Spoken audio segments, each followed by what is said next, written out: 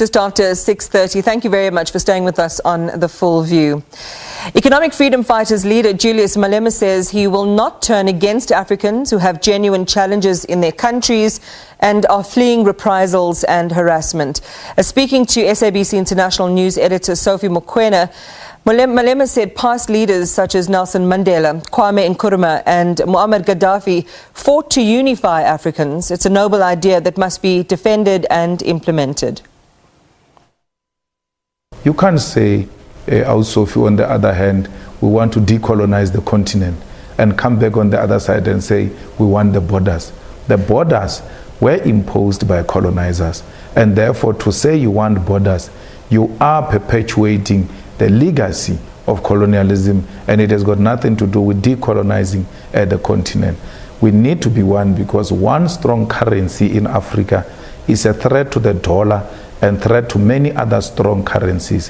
One united military in Africa is a threat to a lot of armies in the world, which many of them actually use Africans as mercenaries. So we've got this courage that once we've got one army and we've got our resources together and we've got our land back, the whole world will treat us as equal.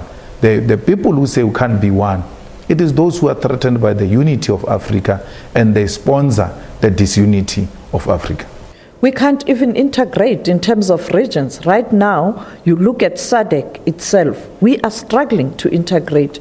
How can we unite at the continental level while we are struggling to strengthen the regional bodies? We are led by extremely incapacitated leadership in SADC. There is no one who inspires hope. There is no single individual president that you will say we are looking up to.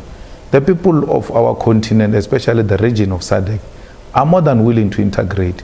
There are a lot of villages at the border of Swaziland, at the border of Mozambique, at the border of Lesotho, at the border of Zimbabwe, which do not have fence. They have become communities. They have become one. How do you have a gate without a fence? We've made mockery of the whole thing. The fence has collapsed. The people have come together and have embraced each other. We need to provide leadership. We're not doing that. We're drinking the water of Lesotho. We're being told here that the Lesotho people must go back. Let's put them in a bus now. When they arrive in Lesotho, they're going to switch off the tap. You will not have water and you will regret this myopic decision. Limpopo is calling on Zimbabwe to give it water. Most of the domestic workers that we find today in our homes are Lesotho-speaking people, because we cannot work for each other. We've been brainwashed by the whites that the work that I do for whites, I can't do for a fellow black person. People go to an extent of saying, but the same responsibilities. The Lesotho people have come in to close that vacuum. We have a problem with that. We have a crisis of artisans today. People say they own plumbing companies. It's a South African company registered by South African, but the real person who do the actual work is a Zimbabwean. Are we not going to chase away Zimbabweans today, and tomorrow all these toilets are blocked and there's no one with the capacity to unblock them? We must be aware of what we're asking for, and therefore we require leadership. Our people are more than ready. That's why even when people say to me, this will take the votes away from you, I've got no problem with it, because it's a principle. Let the votes go away from principle, but let me die with my principle intact. I'm not going to bend political principle for political expediency. I'm not going to do that. How do you address the issue or genuine concerns of South Africans? Unemployment, poverty. How do you respond to that? Well, we are struggling now, and we can't blame it on Zimbabweans, because we're struggling because of landlessness. We do not own the economy. The owners of the economy who make profit, we're told now unemployment has increased, but the economy has grown. And that is not translating into fighting poverty and creating employment, because those who benefit from the economic growth are refusing to reinvest that back into the economy of South Africa. Also, let's take the war in Ukraine and Russia. Coal is very expensive now. It's in high demand. We've got coal here in South Africa. You know what is the problem? There is no Transnet to carry the coal to the harbors. And then you want to blame Zimbabweans that don't have a job when your government is so incapacitated. The coal is 400 and something per ton now. It's in demand. If you increase the Transnet capacity, we collect as many as possible coal from all the mines into the harbor. How many jobs can you create? Now, we've got a crisis of steel, not only in South Africa, all over the world. We've got chrome here that gets to be sent to China, unprocessed, and brought back into this country as steel, and it becomes very expensive. Can you see how much this beneficiation of this chrome can create jobs in South Africa? In Skukuni alone, you don't need big equipments to mine chrome. It's just here, it's available. That's why they say they call those people illegal miners. So there is lack of leadership also in the whole country and the whole continent. To an extent, we do not produce a car. There's people who come to South Africa. Let's take Nigerians, for instance. Nigeria is doing well, better than us. It's always either us or Nigeria, number one. They still leave their country and come here. Not because there is an economic crisis per se. There should be something unique about us. These Africans like us. They look up to South Africa. Why is South Africa not producing a South African car? Because there is already the continental market. Quarter a population of Africa is in Nigeria. Why do you fight them instead of embracing them and making them your customers because they love everything South Africans? All of this is not happening because we've got lack of leadership. There's a crisis of electricity, not only in South Africa, in the whole of SADC region. We've got the biggest electricity company called Eskom. Why are we not capacitating it and start providing the whole SADC with electricity, and the whole SADC starts paying South Africa for the electricity that comes from South Africa and create more jobs for our people? It is because there is no visionary leadership, not because there are no opportunities. Everything has been killed. State-owned companies have been destroyed. They've destroyed Denel. They've destroyed SAA. When I spoke much earlier, that if they destroy SAA and privatize it, me and you cannot afford to go to Cape Town. People thought I was mad. Now a single ticket to Cape Town is 6,000. Meaning the inland people and the coastal people are going to be existing in different countries because we cannot afford to visit one another. We should have protected these state-owned companies and expanded them to create jobs, but also to stimulate economic activity in our country. All these foreigners who come here, let's identify skills amongst them. Surely they've got something to offer. Let's take the Zimbabweans, for instance. They never had Bantu education. Ian Smith gave them quality education, the same as white people, because there were not enough whites to carry the economy of Zimbabwe. Are you saying amongst these Zimbabweans there's nothing that we can tap from and use that to grow our economy the same way the Americans are doing? When you are good and have something to contribute to the economy, they give you a green card. They don't chase you away. So here we just say people are illegal and all migrants must leave our country without asking ourselves what makes our country attractive to these people and how do we maximize out of that. You have been criticized by those who support Operation Dudula that you are supporting the alleged drug lords and criminals who are foreign nationals. How do you respond to that criticism? Those are small kids with small brains, the size of a peanut. I fight real battles of the continent. I have no time for amateurs who are trying their luck using my name. I've got nothing to do. Everybody knows where I stand. I don't care what they say about me. They can make all sorts of allegations. They are arrivalist. I fought here the biggest establishment against me, and I'm not going to be threatened by small kids. Those small, I have no time for them.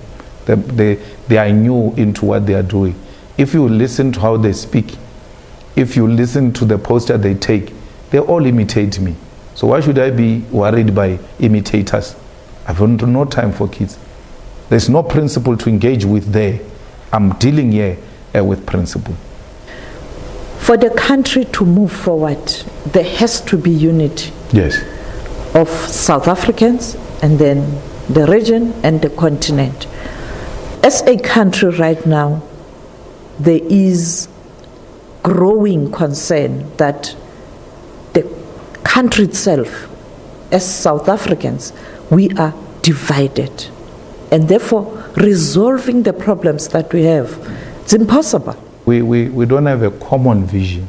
And the common vision is leadership. We ought to say as a country, this is what we strive for, and get everybody to buy into that idea and move forward. We cannot continue the way things are, where you have resources concentrated on a certain race, and then the certain race excluded from the resources. We cannot allow this media-sponsored outrage against the foreign nationals. It's a sponsored view. I mean, there are some TV stations where people say there were large numbers supporting these anti-foreigners. But when you look at those people, they can't even fill up a bus, because it's sponsored from somewhere where the blacks, apart from being divided between white and black, we must still divide the blacks themselves, so that there is no group in society that is united with a common purpose. So the principle I'm driving now, I don't care whether it's popular or not, but people should at least know what you stand for. I don't know what our president stands for. I don't know what our government stands for. And therefore, I refuse to be like them and be turned into an amoeba because there is a sponsored outrage against that which I stand for. No, rather die with my boots on than die on my knees. As you build the party, what are you focusing on? And looking at the fact that in terms of the party, it has gained traction on the continent.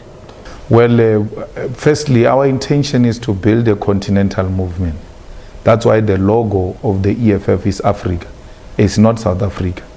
We did so deliberately because we know that South Africa will never succeed in an economic liberation without other African countries being economically liberated. We actually failed Zimbabwe. When Zimbabwe took the land, we should have followed, and everybody else should have followed. Zimbabwe was not going to be isolated. They would have come in and negotiated on how do they move forward, because now we're all owning our land. The EFF's focus now is 1 million members by December. We must have quantity. Public recruitment, no one goes into anyone's house. You go and recruit publicly. Once people are recruited publicly, there must be a public induction workshop in that ward where we are going to politicize members of the EFF, not because they joined because Malema must be the chairperson. They should understand the purpose. Once you workshop your members, you turn quantity into quality. And therefore you've got 1 million soldiers on the ground. Come 2024, it becomes easy for us to take Gauteng. As things stand now, Gauteng is gone in terms of the indicates of local government elections. In the previous elections, Gauteng is governed with 50.1%. There is nothing that is going to happen magically between now and 2024 which is going to turn things around. There is nothing that is going to happen magically in KwaZulu-Natal, where the ANC derived a lot of support during President Zuma. When the ANC was declining all over South Africa, it was increasing in KwaZulu-Natal. Now it's declining all over South Africa, including in KwaZulu-Natal. Now they are no longer an area where they can claim that they are growing significantly. I can tell you the EFF will be a deciding factor when it comes to 2024 if it will not be a government. The ANC is doing nothing. They are tearing each other apart every day. If you ask them what is their agenda, the ANC agenda today is step aside. They are always waiting for another member to step aside. That is what they are pursuing now. There is no agenda of poverty alleviation, of service delivery. There is an agenda of eating your own children alive. You spoke about the continental movement. What do you hope to achieve with this continental movement? Well, this movement is necessitated by political vacuum in the continent. We lack inspirational leadership. We lack the leadership with a political will in the continent. All of our leaders today are driven by personal accumulation and desire for power. They just enjoy presiding over their small territories and being called president or prime ministers. They hold no agenda to unite the continent, protect its minerals, and make sure that the continent is put in the world map as an equal partner to Asia, as an equal partner to Europe and America and the rest of the world. So our mission is to make sure that there is one president in Africa, there is one cabinet in Africa, there is one currency in Africa, there is one military in Africa, and there is one reserve bank for the continent. We need an African command team, highly capacitated and highly sophisticated, to deal with any form of killing of civilians in Africa, because we need to put an end to that nonsensical act where when a person holds a different view, it's a target for assault or killing. We need inspired African solution when it comes to peace and economic development of our continent. We need the land of Africa, both under Francophones and Anglophones, owned by the people of Africa and stopping to see each other through the eyes of our colonizers. That's all what we want as the EFF. We are a younger generation, we are an inspired generation, and we are no longer our parents, and they must stop treating us the same way they treated our parents. Former Ghanaian President Kwame Nkrumah and the late former Libyan President Muammar Gaddafi also wanted a united Africa. But this didn't happen. It's impossible. It is not, because we are inspired by them. I think Kwame Nkrumah inspired a lot of African movements and organizations, although their outcomes were not what he would have required. But something came out of his effort. The brother leader was necessarily killed for that, because if you look at Libya, it was one of the most successful countries, despite the fact that there will be questions about the leadership style. We cannot define democracy according to how America and Europe wants us to define it. We must define it according to how it works for us. So the Libyans were organized the way they were organized, and they were prosperous.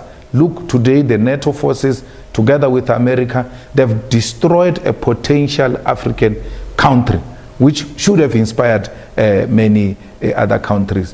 We shouldn't say we can't do anything because those who came before us have failed to do so. I mean, Mandela himself, before him, there were lots of presidents of the ANC who never saw the day of democracy.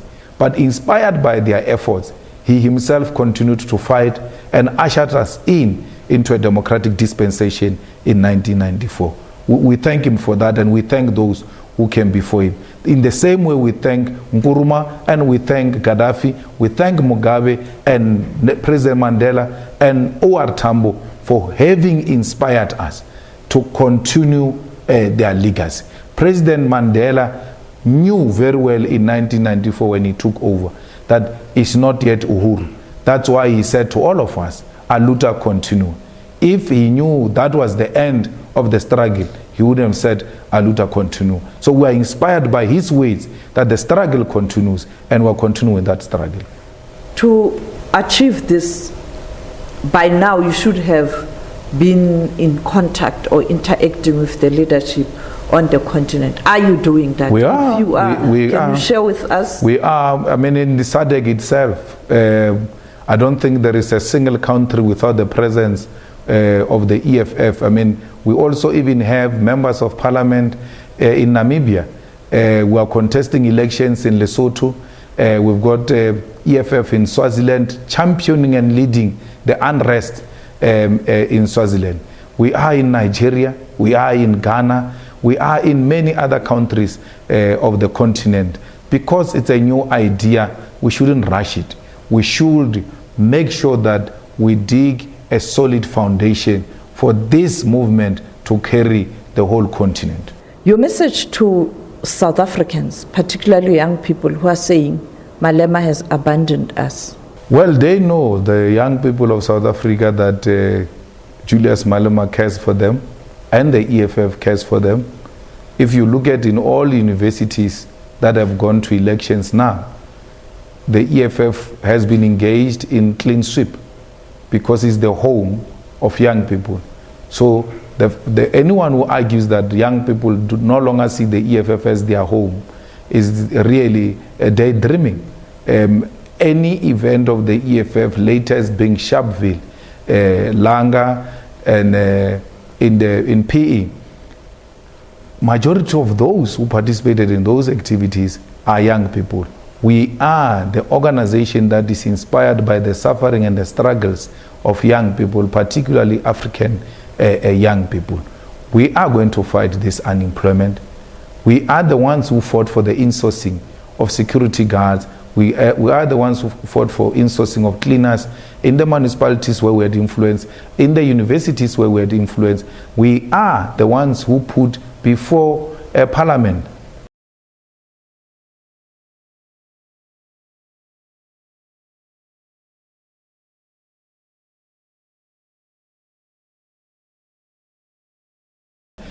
the ANC, working with the DA, used their majority to reject such a bill. So we are the only hope of the hopeless masses of our people, daily involved in resolving their problems. All the farm workers, the security guards, the shopkeepers, when they've got a problem, including the unemployed, their home is the EFF. When a white person bullies them, when a boss bullies them anyway, they say to their bosses, we are going to report you to the EFF because we are the hopeless of the hopeless masses of our people.